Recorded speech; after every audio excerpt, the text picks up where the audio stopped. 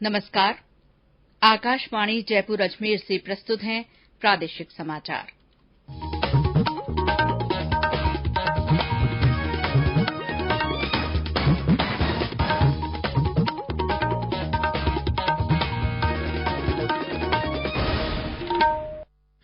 मुख्य समाचार।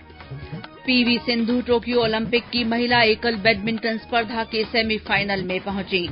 राज्य सरकार ने न्यूनतम मजदूरी की दरों में 27 रुपए रोजाना की बढ़ोतरी करने के प्रस्ताव को मंजूरी दी। राजस्थान माध्यमिक शिक्षा बोर्ड की 10वीं और सीबीएसई की 12वीं की परीक्षा का परिणाम घोषित।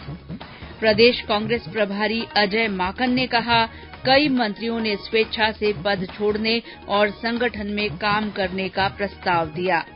राज्य में अब तक 3 करोड़ 19 लाख से अधिक और देश में 45 करोड़ 60 लाख से अधिक कोविड टीके लगाए गए।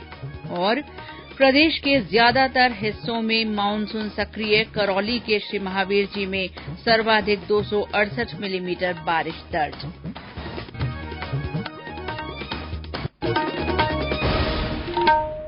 समाचारों के साथ मैं शीला चावला।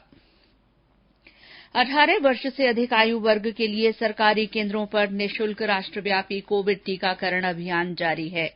युवा श्रोताओं से अपील है कि वे स्वयं कोविड टीका लगवाएं और अन्य लोगों को भी इसके लिए प्रोत्साहित करें। कोविड स्वास्थ्य के लिए खतरा बना हुआ है, ऐसे में एहतियाती उपायों के पालन में कोताही न बरतें। जब तक आवश्यक न हो घर से बाहर न निकलें और 3 सरल उपायों का पालन करें। मास्क लगाएं, 2 गज की सुरक्षित दूरी बनाए रखें, बार बार हाथ धोएं, चेहरा साफ रखें और टीका जरूर लगवाएं। कोविड से संबंधित जानकारी और मार्गदर्शन के लिए राष्ट्रीय हेल्पलाइन नंबर 01123978 8046 और 1075 पर संपर्क करें। राज्य के हेल्पलाइन नंबर 104 या 108 पर भी फोन कर सकते हैं। इसके अलावा वरिष्ठ नागरिकों के लिए हेल्पलाइन नंबर है 14567। मनोवैज्ञानिक सहायता के लिए फोन नंबर 080461100007 पर संपर्क किया जा सकता है।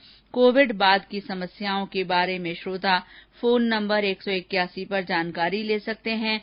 बच्चों की सहायता के लिए फोन नंबर 1098 पर संपर्क किया जा सकता है। और अब समाचार विस्तार से। सबसे पहले समाचार टोक्यो ओलंपिक से। तीर की तरह तू चल, चूके ना निशाना, लक्ष्य तेरा सामने है, जीत के है आना। पीवी सिंधु टोक्यो ओलंपिक के महिला एकल बैडमिंटन स्पर्धा के सेमीफाइनल में पहुंच गई हैं। क्वार्टर फाइनल में सिंधु ने मेजबान जापान की स्टार अकाने यामागुची को 56 मिनट चले मुकाबले में 21-13, 22-20 से हराया। अब सेमीफाइनल में सिंधु का मुकाबला कल दोपहर बाद 2:30 बजे चीनी ताइपे की ताई जू यिंग से होगा। टोक्यो ओलंपिक में महिला मुक्केबाज लवलीना बोर्गोहेन ने सेमीफाइनल में जगह बनाकर भारत के लिए पदक पक्का कर लिया है। वेल्टरवेट श्रेणी के क्वार्टर फाइनल में लवलीना ने चीनी ताइपे की नियन चिनचेन को 4-1 से हराया। अब सेमीफाइनल में लवलीना का मुकाबला तुर्की की बसनाज सुरमेनेली से होगा। पुरुष हॉकी में टीम इंडिया ने मेजबान जापान को 5-3 से हरा दिया। महिला हॉकी में भारत ने पूल ए में आयरलैंड को 1-0 से पराजित किया। तीर की तरह तू चल, चूके ना निशाना, लक्ष्य तेरा सामने है, जीत के है आना। राज्य सरकार ने प्रदेश में सभी श्रेणियों के लिए न्यूनतम मजदूरी बढ़ाने का निर्णय किया है। मुख्यमंत्री अशोक गहलोत ने प्रत्येक वर्ग के लिए मजदूरी की दरों में 27 रुपए रोजाना की बढ़ोतरी करने के प्रस्ताव को मंजूरी दे दी है।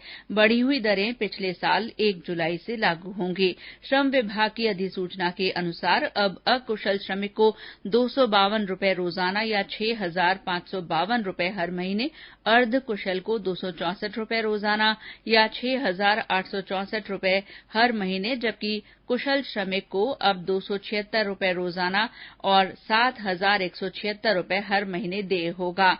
उच्च कुशल श्रमिक को 299 रुपए के स्थान पर 326 रुपए रोजाना या 8,476 रुपए हर महीने मजदूरी मिलेगी। केंद्रीय माध्यमिक शिक्षा बोर्ड सीबीएसई की 12वीं कक्षा की परीक्षा परिणाम घोषित कर दिए गए हैं। ये परिणाम बोर्ड की सरकारी वेबसाइट पर उपलब्ध हैं। ये परीक्षा परिणाम 99.37% रहा। इस बार भी लड़कों के मुकाबले लड़कियों का परिणाम बेहतर रहा है।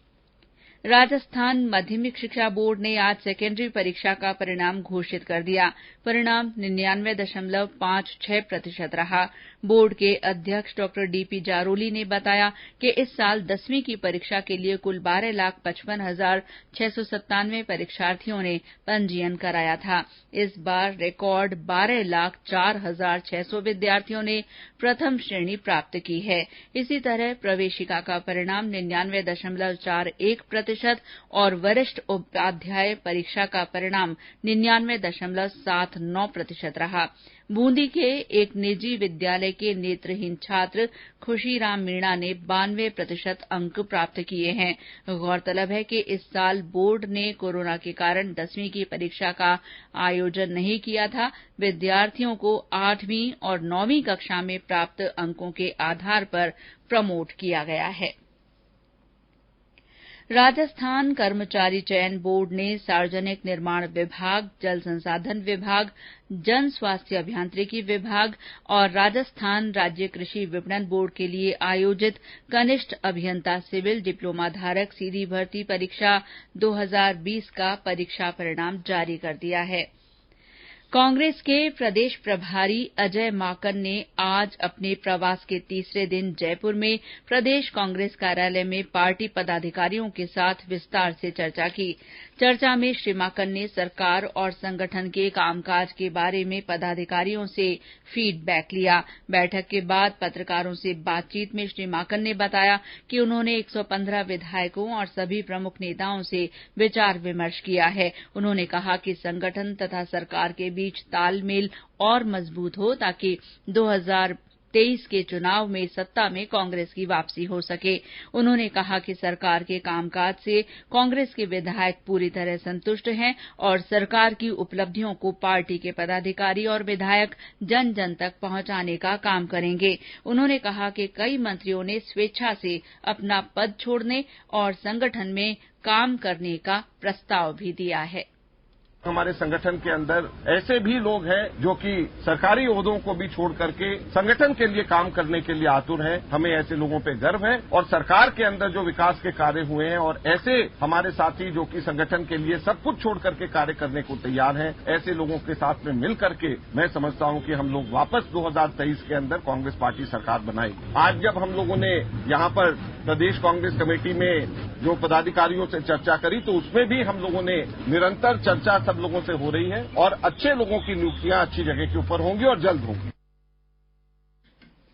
ये समाचार आकाशवाणी जयपुर अजमेर से प्रसारित किए जा रहे हैं। समाचार अभी और भी हैं, लेकिन पहले ये संदेश। चलो मिलकर एक शुरुआत करें, चलो एक फैसला आज करें, मास्क नहीं तो टोकेंगे, कोरोना को रोकेंगे, चलो एक इरादा करते हैं, चलो कुछ वादा करते हैं, मास्क नहीं तो टोकेंगे, कोरोना को रोकेंगे। समाचारों में आपका फिर स्वागत है। राज्य में 3,19,51,000 से ज्यादा कोविड टीके लगाए जा चुके हैं।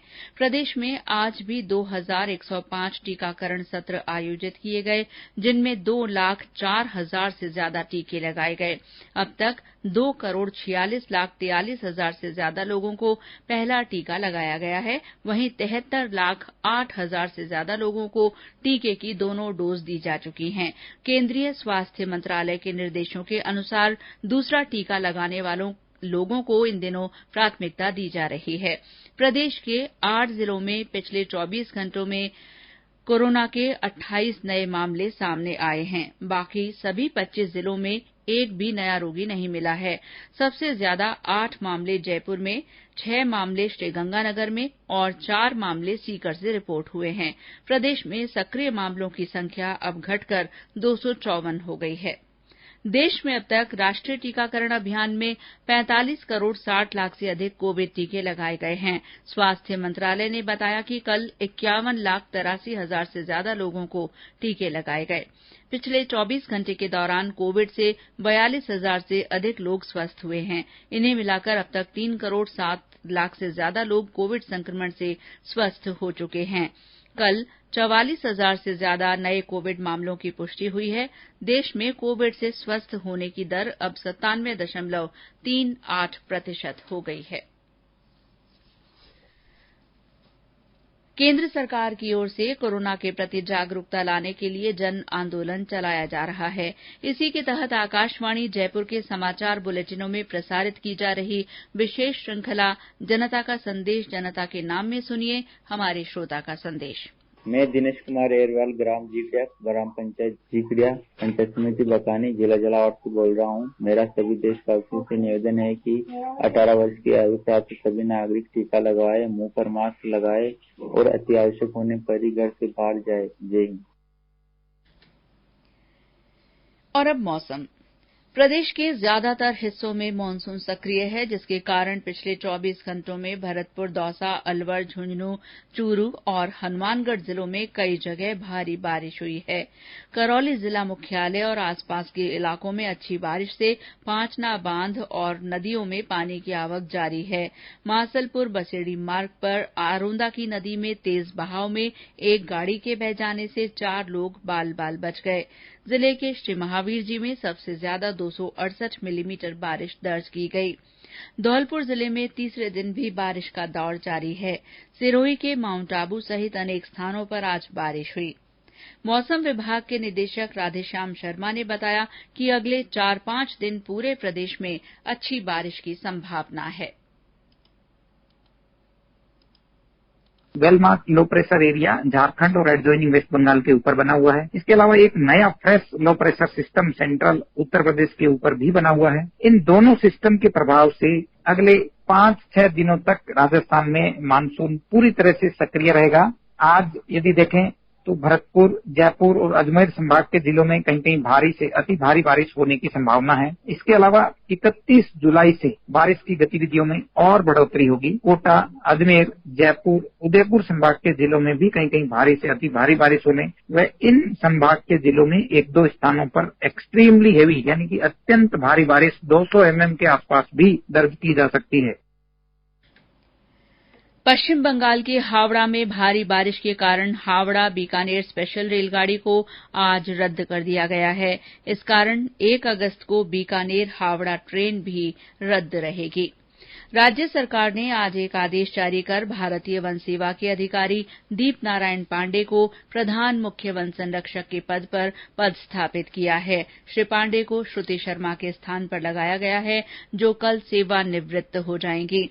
1988 बैच के आईएफएस अधिकारी श्री पांडे कई महत्वपूर्ण पदों पर रहे हैं। राज्य में हाल ही में लागू की गई घर घर औषधि योजना भी उन्होंने ही तैयार की थी। सूचना और प्रसारण मंत्रालय के प्रादेशिक लोक संपर्क ब्यूरो जयपुर द्वारा कार्यस्थल पर महिलाओं का यौन उत्पीड़न विषय पर आज एक वेबिनार का आयोजन किया गया। वेबिनार को अतिरिक्त महाधिवक्ता ऐश्वर्या भाटी और केंद्रीय विधिक सेवा प्राधिकरण की विधिक सलाहकार शालिनी श्योरान ने संबोधित किया। श्रीमती भाटी ने कहा कि इस कानून का उद्देश्य महिलाओं को सुरक्षित वातावरण उपलब्ध कराना है। श्रीमती श्योरान ने कहा कि महिला अपने विरुद्ध शारीरिक और मानसिक प्रताड़ना की शिकायत 3 महीने में कर सकती है। लोक संपर्क ब्यूरो की निदेशक ऋतु शुक्ला ने इस कानून की आवश्यकता के बारे में जानकारी दी। और अंत में मुख्य समाचार एक बार फिर। पीवी सिंधु टोक्यो ओलंपिक की महिला एकल बैडमिंटन स्पर्धा के सेमीफाइनल में पहुंच गई हैं। राज्य सरकार ने न्यूनतम मजदूरी की दरों में 27 रुपए प्रतिदिन की बढ़ोतरी करने के प्रस्ताव को मंजूरी दे दी है। राजस्थान माध्यमिक शिक्षा बोर्ड की 10वीं और सीबीएसई की 12वीं की परीक्षा का परिणाम घोषित कर दिया गया है। प्रदेश कांग्रेस प्रभारी अजय माकन ने कहा है कि कई मंत्रियों ने स्वेच्छा से पद छोड़ने और संगठन में काम करने का प्रस्ताव दिया है। राज्य में अब तक 3 करोड़ 19 लाख से ज्यादा और देश में 45 करोड़ 60 लाख से ज्यादा कोविड टीके लगाए गए हैं। और प्रदेश के ज्यादातर हिस्सों में मानसून सक्रिय है। करौली के श्री महावीर जी में सबसे अधिक 268 मिलीमीटर बारिश दर्ज की गई। इसी के साथ प्रादेशिक समाचार बुलेटिन समाप्त हुआ। नमस्कार।